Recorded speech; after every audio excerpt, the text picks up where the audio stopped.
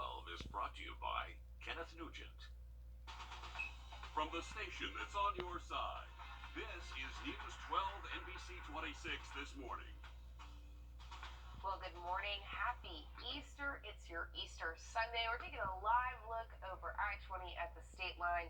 It is 6 o'clock, and it's pretty slow out there this morning. The sun's not up yet, but a busy day for everybody today, and the rain is going to stay away for a good bit of the morning. So when you're out there looking for your Easter eggs this morning, opening up your Easter baskets, and heading out to church, all things are good. Right, Chris? Yeah, things are looking good. I know I had a few specks of rain on my windshield coming in, and you could have that much rain this morning, but for the most part, we're talking about dry weather. Any measurable rain is going to hold off until tonight. We do have some heavy rain on the way tonight. More on that in a moment. Your Easter Sunday actually looks pretty good. It will be a fairly cloudy day, 63 degrees at 9 o'clock. When church lets out, perhaps around noon today, temperatures in the low to mid 70s. Could be a couple of sprinkles toward late afternoon, and then a strong storm system comes in here tonight, and that is going to dump a good bit of rain across the area. You can see that rain I was mentioning on radar, but it's literally not even enough to need your wipers this morning, and it is headed out of the area. So if you are about to head out the door to sunrise services, I think by the time those services start, the rain, what little bit we have, will be gone. The roads are not even wet out there this morning. There's a live look at Wrdw and I-20. It is quiet and quite warm out there this morning. Winds are calm, a few patches of fog, but that's going to be about it. Temperatures are mild all across the area. The average low for today, 51 degrees, but we're 61 this morning in Gibson. Even warmer in Louisville, you're waking up to 64 degrees. In South Carolina, we also have 64 in Allendale, with our coolest weather there in Edgefield, where the temperature is 56 degrees. Around the metro area, we do have 64 cloudy skies in Martinez, 64 on base at Fort Gordon, and 59 there at the Georgia Welcome Center. Now, we do have some heavy rain on the way for tonight, probably about 1 to 2 inches of rain, so there is an outside chance of some flash flooding being a possibility. About a 10% chance of that happening, and then off to the east, maybe the rain not quite so heavy, but tonight and into early tomorrow, I'll be on the lookout for some fairly heavy rain. Rain forecast for the next 5 days shows that 1 to 2 inches of rain on the map, but other than the rain late tonight and early tomorrow, pretty much dry weather for the upcoming work week. We'll talk more about the rain headed our way tonight, coming up in the full forecast in just a bit. Chris, thank you. Time now is 6:03. We're continuing our coverage on 5 alleged gang members charged in 2 separate Richmond County shootings, one injuring 2 teens, the other killing an 8-year-old girl. The Richmond County Sheriff's Office says all 5 are in the gang loyalty over everything, each charged in the murder of 8-year-old Arbery Anthony on January 8th. Destiny Rich is the only suspect not charged with the shooting of 2 teenagers just 2 days before the 6th. Deputies say a 16-year-old and 14-year-old were walking between buildings on 3rd Avenue heading to the gas station that night. They say the 14-year-old heard 10 gunshots before seeing his friend fall to the ground. The 14-year-old was running home before getting shot in the ankle. Witness reports say someone saw a gray car drive by before hearing over a dozen shots. They also say a red car drove by before hearing 5 more. Deputies say they found 11 shell casings in the roadway. In the case of 8-year-old Arbery Anthony, these 5 suspects face murder, street gang terrorism, and weapons charges. Before this indictment, Kendarius Brown, who is the accused gang leader, only faced misdemeanor charges. Right now, he and Destiny Rich are the only ones not in custody. The district attorney says this is an active investigation and more charges will be coming. The Anthony family tells us they feel one step closer to justice. Our Maria Seller spoke with them about what this means for them. It's been a difficult 3 months for the family of 8-year-old Arbery Anthony, but today they're breathing a little easier. Today was one of those days that I was thinking about it real heavy, and to get a call and say, hey, a couple more people have been indicted, it was a relief. I was just thanking God, like my prayers has been answered. The district attorney's office says these new charges are a signal to all who are involved in gang violence that this community will not stand for it, and they will not rest until justice is served. Anthony's family says these new charges prove that. Let me know that everyone is actually working, that they're trying to bring justice for my baby. And we just know that Arbery's smiling down that this is one step closer to getting justice. They're hopeful this is a step in the right direction, not just for their family, but for bringing justice to other families who have fallen victim to gun violence. I know this was a sad situation that this had, but my niece, it didn't go in vain. And it is to give everybody else know, like, if they work hard for her, they'll work hard for everybody else. She touched a lot of people. Everyone heard about this story. So with her being the advocate, even though she's not here, but she's making, everyone open their eyes. And I hope those families do get those justice. And the search for justice for Arbery won't end with this indictment. The district attorney's office says they expect further charges to follow as the investigation continues. Reporting in Augusta, Maria Sellers on your side. Maria, thank you. The family also says they are so thankful for the support of the community and everyone who has rallied around them over the last few months. We also took a look at the criminal history of the people indicted. Thomas Redfield and Beach have lengthy rap sheets, including charges of murder, weapons, armed robbery, drug possession, unlawful street gang activity. The list goes on. Destiny Rich has never been arrested in Richmond County before this indictment. She had no criminal history. Brown, who's accused of being a gang leader, had previously only been charged with misdemeanors. The Richmond County Sheriff's Office says the victim from a shooting Thursday night in Augusta has died from their injuries. The victim has been identified as 24-year-old Brandon Peebles from Augusta. Reports say he was shot in the torso Thursday night around 11 o'clock on Prague Court. That's just a couple miles away from Fort Gordon's Gate 1. We do not have any details about a suspect, but the Sheriff's Office says it's now in an active homicide investigation. Time now is 6:07. Georgia is now under a state of emergency after a newly signed order by Governor Kemp. The order is over supply chain issues the state has faced over the last year. Under the order, price gouging on essential goods like gas is prohibited, and rules on limiting how many hours commercial drivers can work will be suspended. But the order says those drivers should not be on the road if they are sick or tired. The order will last for 30 days unless it's extended. All right, now this is a reminder for all of you procrastinators. Taxes are due tomorrow. There are steps all taxpayers can take to make the process smoother. Be accurate. Don't guess or estimate or expect the IRS to fix your errors. File electronically and electronically deposit your refund. Over in North Augusta now, a new art exhibit at their municipal building showcases over 20 local photographers from around the CSRA. We spoke with the center's executive director to learn more about the exhibit. She tells us this is a great way to highlight the work they put into their craft. Oh, I think this is great. Sometimes I think photographers get a little overlooked in some of our other exhibits that we have, and so this is just for them. This is just photography, and you can really get a sense of the work that they put in to get that perfect shot. The exhibit will stay open through May 12th, and if you're interested in stopping by Thursday, they'll hold a reception with the artists and judges where the winners will be announced. In downtown Augusta, they're getting a big moment on the big screen and streaming platforms across the country. Check it out. We have a problem.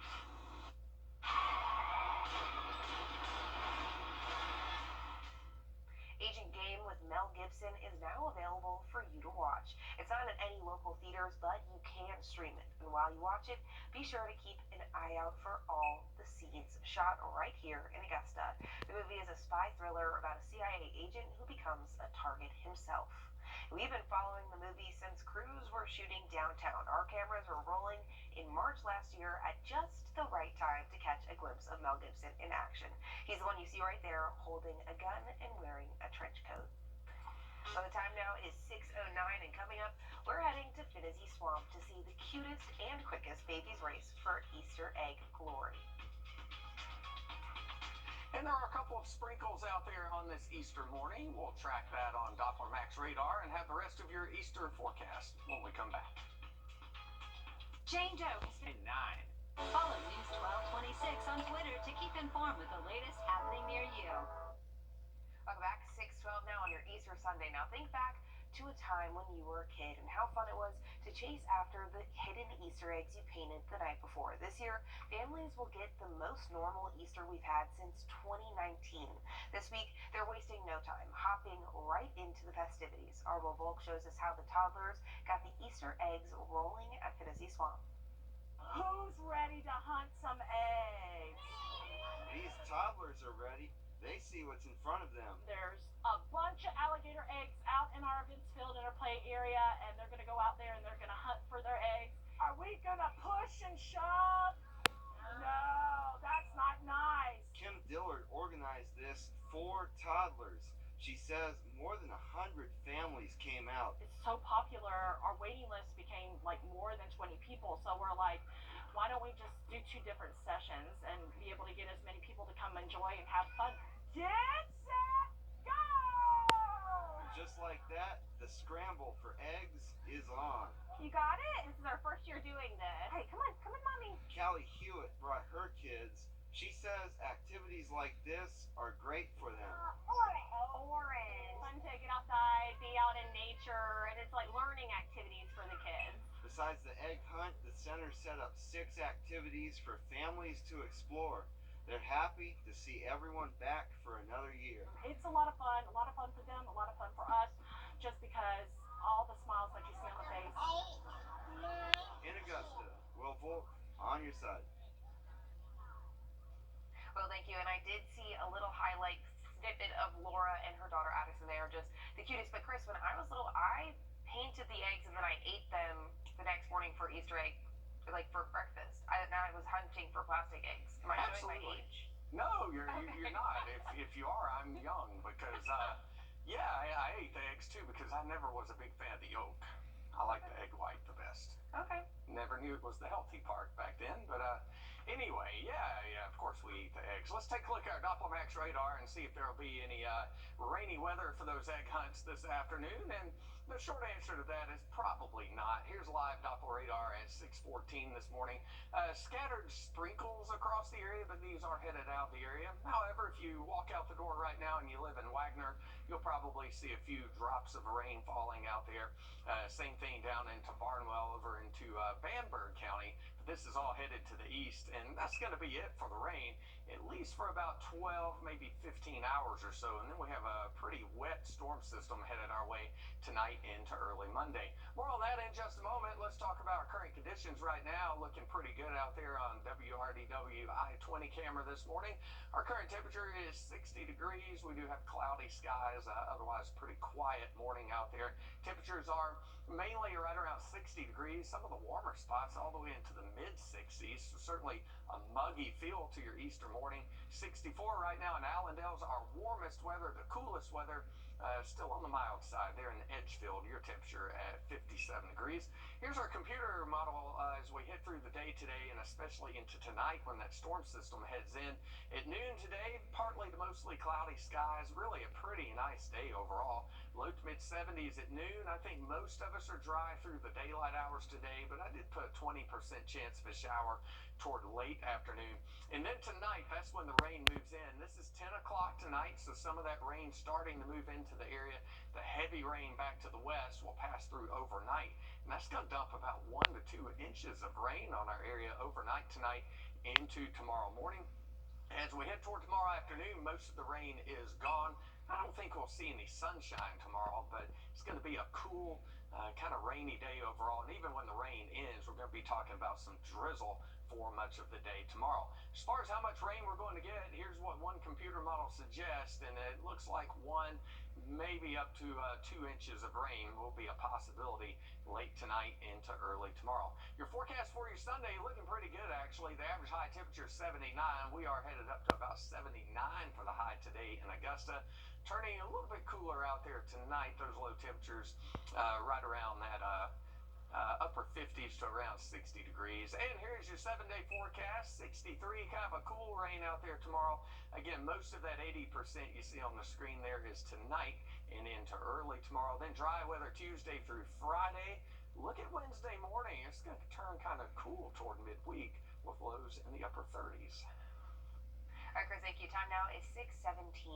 A former Olympic athlete has a life-saving message for us all. Something as simple as planting a tree can turn into a life-threatening situation if you're not careful. Cliff Meidel is a spokesperson for Georgia 811, and he's our guest this morning, one-on-one with Richard Rogers. Cliff, welcome. Good to have you with us. We're glad to have you here in Augusta, Georgia for a moment. But let's start with your Olympic experience. Tell us about that part of your life. Well, the Olympic experience was awesome. It was, something I've always dreamt about when I was a young little kid. I always like to say I became an Olympian because of an accident. When I was 20 years old, I was working on a construction site, and I ended up operating a jackhammer, and I ended up piercing some electrical cables that were beneath the surface, and I nearly lost my life and my legs at the time. So part of my rehabilitation process was getting into the sport of canoeing. It was all upper body and didn't require legs because my lower legs had a lot of limitations because I had almost a third of the knee joint burned away on both legs. But that kind of perpetuated me into the sport. And after many years, I competed in the 1996 Olympics in Atlanta, and then 4 years later off to Sydney, Australia. That is an amazing recovery. It's a miracle you made it there. But let's talk more about that near fatal construction accident. You're running a jackhammer. Talk us through that day. What do you remember? Yeah, I remember, starting off the day working with my coworkers there, and then I was just doing, a job that I've done many times before in the past. And then, unfortunately, I remember this huge jolt going through my body, and the lights were out just like that. I couldn't tell you if I was dead or alive, and then I woke up 16 hours later, and here my mother and my father are standing next to my bedside, and it was like I was in this dream, and that's when reality set in that, I nearly lost my life. The amount of electricity that I received, I ended up having a cardiac arrest in addition to being burned over 15% of my body. So it was pretty severe and traumatic. I understand that the initial impact with that jackhammer knocked you away from the hole, and then you fell back down, and so you really shocked twice that day. Yeah, the initial jolt was so powerful that it blasted me out of the hole. I slid back down into the hole, and here was this energized jackhammer just embedded vertically into the power lines, and my knees sucked right into it, and I became in contact with it for a second time and received a massive electrical shock. So, not once but twice. But your message today to our viewers is to call Georgia 811. What is that about? Yeah, so Georgia 811 is a free service simply by doing two things. You can either call 811 on the telephone by dialing the three-digit number, and by the way, it's free service, or you could go to Georgia811.com. Anytime you're doing any type of digging project, whether you're a homeowner, a do-it-yourselfer, or a contractor, it's required by the law. So I always like to say, if you're putting a shovel into the ground, whether it's simply planting a tree, putting in sprinklers, a fence, or even perhaps a mailbox, it requires you to make that call 3 business days before you dig. So this is not just for contractors. This is for someone like me, planting a mailbox or planting an azalea. You need to call first. Yes, absolutely. It's a very simple process. As I mentioned, you make that call 3 business days before. We contact our member utilities. They come out and they will mark the lines where you're going to be doing your project. For example, if you're planting a bush or a tree or something, you would just delineate the area in white to show the locator where you're planning your excavation. They come out and mark the lines. You wait the required time, make sure that you get the all clear through our system, and then it's safe for you to be able to dig safely, and that's what we ask. And again, how much does this delay a project? Well, it really is a delay is basically if you prepare and you know that you're going to have to do this project, make the call 3 business days before, and everything will work out nice and smoothly. Because you have to remember, number one, safety is the most important thing, and that's at Georgia 811, that we want to make sure that the individual is safe that's doing the excavation, and also for our community, because if you dig out there in your front line, you could possibly go right through a telecommunication line, and you could not only knock out the internet to your own home, but also to cellular to your neighbors as well. So it's all about safety. We mentioned the inconvenience of the delay, but if there had been a flag on the ground or some spray paint on the ground, that could have really saved you that day. Yeah, it could have, and that's one of the telltale markings is that when our locators come out, oftentimes we walk down the street and we notice there's different colors on the ground. Red is for electrical, yellow is for gas, and orange is for telecommunications. So when you see those markers, now you'll know what they actually mean, and when you're actually doing your project at home, you'll know how to dig safely around those areas so you avoid from making any contact with any of the underground utilities. So Georgia811.com, or just simply dial 811. Cliff Mine, Olympic athlete, and Georgia 811.